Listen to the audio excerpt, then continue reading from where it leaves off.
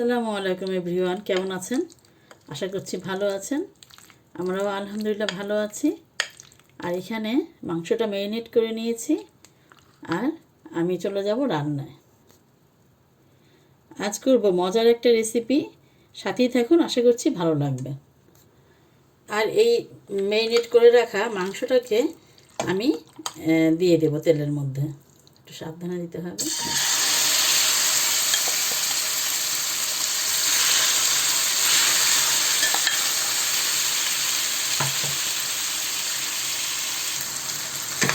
এটাকে একটু ভাজাভাজি করে নেব।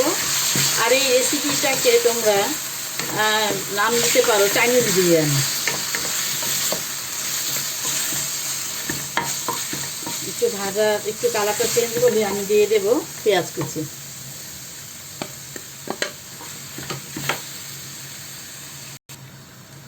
এবার দেব রসুন কুচি।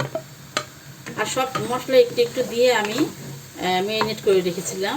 মরিচের গুঁড়া, আদা বাটা এবং লবণ, হালকা লবণ দিয়ে আমি ম্যারিনেট করে রেখেছিলাম। আচ্ছা, এবার দিয়ে দেব কিছু মশলা, গুঁড়া মশলা। মরিচের গুঁড়া, ধনিয়া গুঁড়া, আদা বাটা, জিরার গুঁড়া, আর এটা বিরিয়ানি মশলা, আমার বানানো বিরিয়ানি মশলা। এবার এই মাংসটাকে ভালোভাবে এই মশলার সাথে কষিয়ে নেব। আর এটা যেহেতু হাড্ডি চর্বি কিছুই নাই, শুধু সলিড মাংস, এটা এই মাংসটা হতে কিন্তু সময় লাগে না। এবং এটা ছোট বড় সবারই খুবই পছন্দের। হ্যাঁ, চামচ দিয়ে খাওয়া যাবে ইচ্ছা করলে, মানে হাত টাত না দিলেও চলবে, কারণ হাড্ডি চর্বি নাই। সামান্য একটু পানি দিয়ে মাংসটাকে কষিয়ে নেব।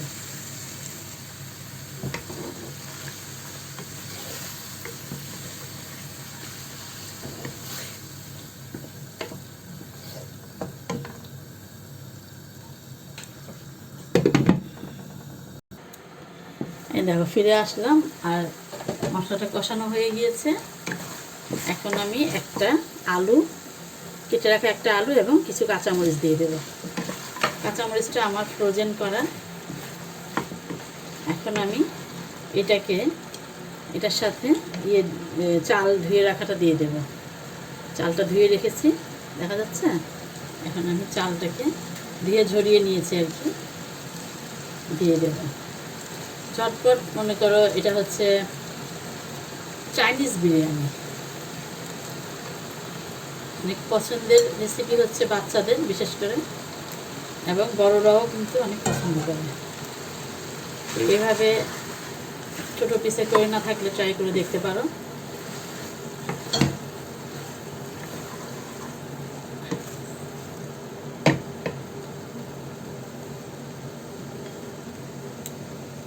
চালটা একটু ভেজে মাংস আর আলুর সাথে একটু নাড়াচাড়া করে নিলাম। আর এবার দিয়ে দিচ্ছি গরম পানি। যেটা আমরা সবাই জানি, পোলাও রান্নাতে বা বিরিয়ানি রান্নাতে গরম পানিটা দিতে হবে। আর পানি হচ্ছে চালের ডাবল। এই তো সব কিছু আমি একত্রে এবার ভালোভাবে মিক্সড করে এখন এটাকে ঢেকে ফুটে ওঠা পর্যন্ত অপেক্ষা করতে হবে। ফুটে উঠলে আমি ধিম আঁচে রান্না করে নেব। সব কিছু একদম, যেমন মাংস ছোট, এই যে আলু ছোট, আর চাল। লবণটা অবশ্যই দিয়ে দিতে হবে টেস্ট অনুযায়ী। আমি ম্যারিনেট করার সময় লবণ দিয়েছি, অবশ্যই টেস্ট করে নিতে হবে লবণটাকে।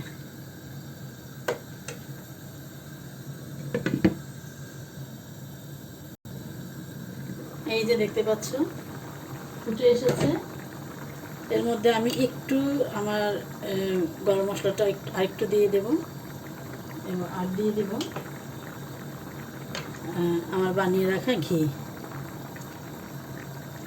একদম। এবার আমি এটা ধিমা আছে বসিয়ে দেবো। এখন ভালোভাবে ফুটে গিয়েছে, এবার বসিয়ে দেব। ঘিটা মিক্সড করে নিলাম।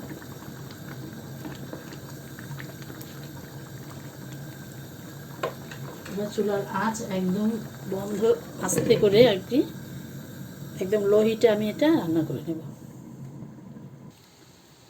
ফিরে আসলাম অনেকক্ষণ পর, কারণ দমে রেখেছিলাম। আর এই যে দেখতে পাচ্ছেন, আমি এখন এটা নাড়া দিয়ে দিচ্ছি। এই যে একদম, এটা কিন্তু একটু ঠান্ডা হলে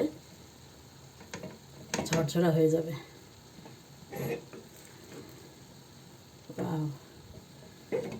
এই যে এখন খাবারের জন্য তৈরি হয়ে গেল। আর আমি পরিবেশনে নিয়ে নেব, চলে যাব পরিবেশনে। এই দেখো মজার স্বাদের তৈরি হয়ে গেল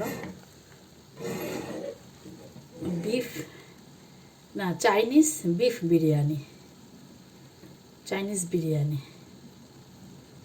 এই যে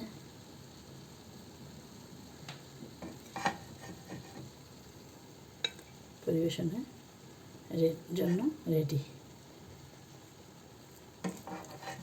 তৈরি হয়ে গেল চাইনিজ বিফ বিরিয়ানি।